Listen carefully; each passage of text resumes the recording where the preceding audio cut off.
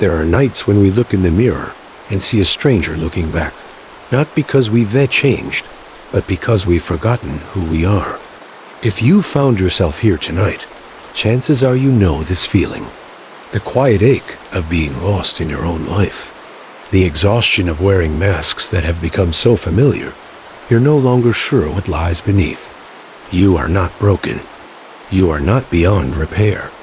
You are simply a lake whose waters have been stirred by life's inevitable storms, making it impossible to see your own clear reflection. But beneath the surface turbulence, your true self waits patiently, whole, unchanged. Tonight, let me share a story that taught me something precious about the nature of being lost and found.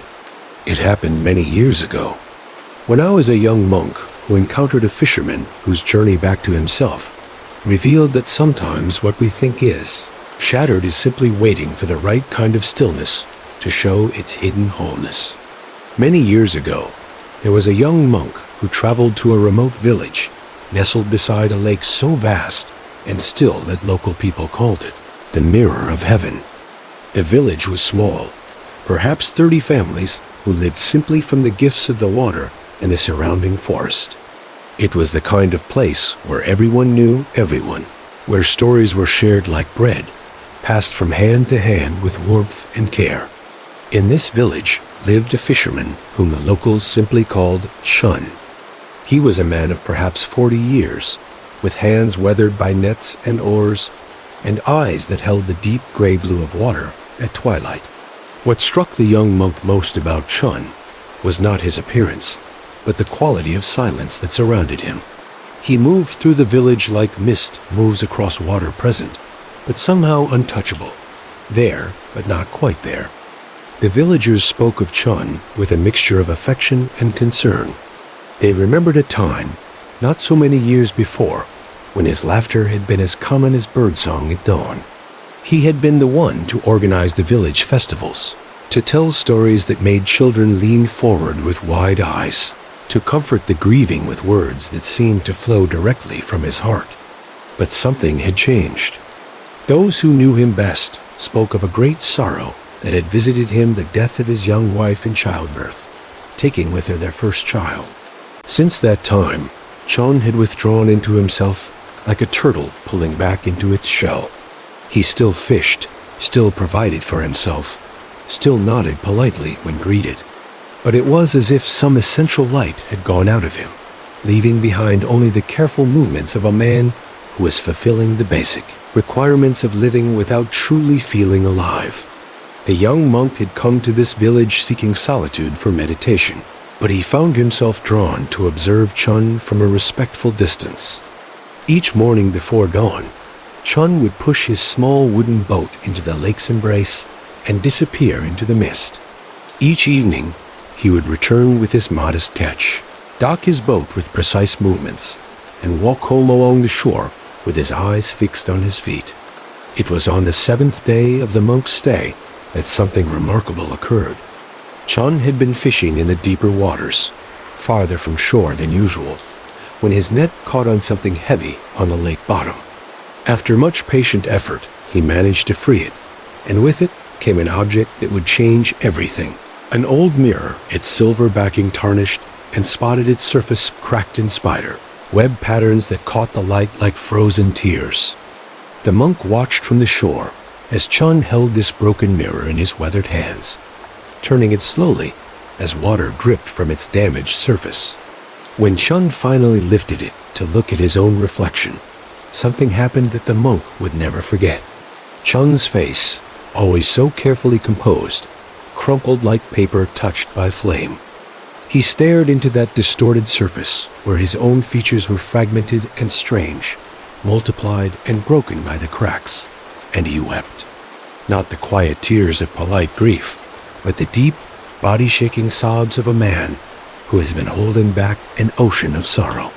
The sound carried across the water like the cry of some wounded bird, and the monk felt his own heart break open in response to Chun's pain. After that day, Chun's routine changed. Each morning, he would still take his boat onto the lake, but now he carried with him that broken mirror, He would row to a particular spot where the water was deepest and most still, and there he would sit for hours, not fishing, but simply holding the mirror and looking into its fractured surface. At first, the other villagers worried. They would ask the monk, as their visiting guest, if he thought Chun was losing his mind. But the young monk encouraged them to be patient, to watch with compassion rather than judgment. Something in the quality of Chun's stillness told him that this was not madness, but a kind of healing work that could not be rushed. Days passed, then weeks. The mirror remained cracked and tarnished, but something else was changing. Chun's movements became less mechanical, less forced. Sometimes the monk would see him smile slightly at something the way sunlight danced on water, or the sound of geese calling overhead. His shoulders, which had been bent forward as if carrying an invisible weight, began to straighten just a little. The breakthrough came on a morning so clear and still that the lake as surface looked like polished glass. The monk had risen early for meditation and found himself drawn to the shore, where he could see Chun's small boat floating motionless in the center of the lake. Chun sat as he always did, holding the broken mirror, but something was different about the quality of his attention. Later, Chun would tell the monk what happened at that moment. As he looked into the mirror's damaged surface, expecting to see the familiar fragments of his distorted reflection, he noticed something he had never seen before. In the spaces between the cracks, in the small areas where the silver backing was still intact, he could see clear reflections not of his face, but of the sky above, the water around him, the infinite space that held him. And in that moment of recognition, something shifted. Chun began to see that the mirror had never been truly broken. It had simply been reflecting a different kind of truth. The cracks and tarnish were part of its story, part of what made it capable of showing not just his face, but the whole world that surrounded and supported him. For the first time in years, Chun saw his own reflection clearly, not as something separate and isolated, but as part of the vast web of connection that included the water, the sky, the village, the memories of his wife and child, the grief and the love, all woven together into something larger than his individual pain. When Chun returned to shore that day, the villagers noticed the change immediately. It wasn't that his grief had disappeared. The lines of sorrow were still there in his face, and always would be. But they were now part of a larger expression, like the cracks in the mirror that allowed more light to shine through rather than less. Chun began to speak again, slowly at first, then with growing warmth. He started joining the evening gatherings where stories were shared, contributing his own memories of his wife, his child, his journey through darkness and back into light. His voice when he spoke of them now was filled, not just with sorrow, but with gratitude for having loved them, for carrying them still in his heart for the way. Their brief presence had taught him something precious about the nature of connection and loss. The young monk stayed in the village for several more weeks, watching this transformation with wonder. Chun still carried the broken mirror with him when he fished, but now he used it differently. Instead of staring into it, searching for himself, he would hold it up to catch reflections of the world around him, the flight of birds, the movement of clouds, the faces of his neighbors when they came to buy his fish. He had learned to see the beauty in brokenness, to understand that cracks could be doorways rather than barriers. On the day the monk prepared to leave the village, Chun approached him with a gift, a small wooden carving of a boat floating on stylized waves. "For your travels," Chun said simply. "To remember that even when we cannot see the shore, the water still holds us." The monk accepted the gift with deep gratitude, understanding that he had witnessed something sacred.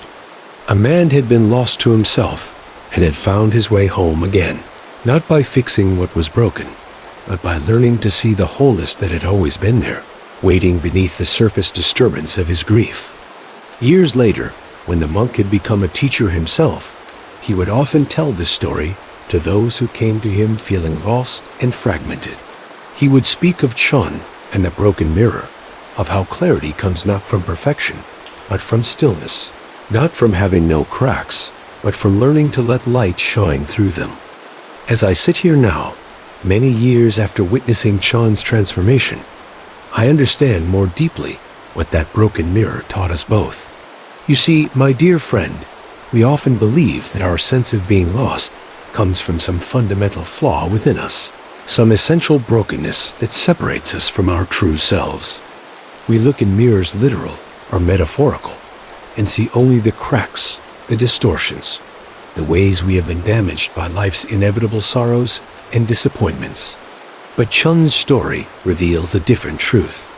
It was not that he needed to become someone else or repair some irreparable damage within himself. The lake of his being had simply been stirred by the winds of grief and change, making it impossible for him to see his reflection clearly. When we are in the midst of great upheaval, whether from loss, trauma, major life transitions, or simply the accumulated stress of living in a complex world, the waters of our consciousness become turbulent and our sense of self becomes fragmented and unclear. The broken mirror that Chun found was perfect exactly as it was, because it reflected this truth back to him. We are not broken when we feel lost. We are simply experiencing the natural result of inner turbulence. Just as a lake will show you a clear reflection when its surface is still, but only scattered fragments, when it is disturbed by wind, our sense of self becomes clear or confused depending on the state of our inner waters. This is why rushing to fix ourselves or forcing solutions rarely works when we feel disconnected from who we are. Like Chun, we must learn the art of patient waiting, of sitting with the disturbance until it naturally settles. We must trust that beneath the temporary agitation, our true nature remains unchanged, whole, clear, and peacefully present. Chun's practice of sitting daily with the broken mirror was not an exercise in self-torture or obsessive self-examination. It was a form of meditation, a way of learning to be still in the presence of brokenness without needing to immediately repair or change anything. Day by day, his inner waters grew calmer, not because he forced them to be calm, but because he stopped adding to their disturbance with his struggling and striving. And when the morning came that was perfectly still, when there was no wind to stir the lake's surface, Chun could finally see clearly not just his own face, but his place in the larger web of existence. He saw that he had never actually been separate from the sky, the water, the village, the love he had shared and lost. The mirror showed him that brokenness and wholeness could coexist, that his cracks were not flaws to be hidden, but openings through which more light could enter. This is the invitation that Chun's story offers to you. Your feeling of being lost is not evidence that you have strayed too far from home. It is simply a sign that your inner waters have been stirred, and you are seeing a distorted reflection of your true self. The solution is not to fight against this disturbance, or to judge yourself for experiencing it, but to practice the gentle art of becoming still. Trust that as you cease adding to the turbulence through self-criticism, desperate seeking, or forcing yourself to be different than you are, your natural clarity will gradually return. Like the lake that inevitably settles when the wind stops blowing, your sense of self will become clear again when you learn to rest in peaceful presence with what is. Now, my dear friend, as we come to the end of this story, let yourself settle more deeply into whatever comfortable position you have found. Feel your body being held by the bed, the chair, whatever surface is supporting you right now. Just as the lake held Chun's small boat, something vast and reliable is holding you in this moment. Begin to let your breathing slow and deepen, not forcing it, but simply allowing each exhale to be a little longer, a little more complete than the one before. With each breath out, imagine that you are releasing some small ripple of disturbance from the lake of your being. You don't need to identify what these disturbances are or solve them. Simply let them go with each gentle exhale. As your breath finds its natural rhythm, bring to mind the image of Chun sitting peacefully in his boat, holding the broken mirror as the lake grows still around him.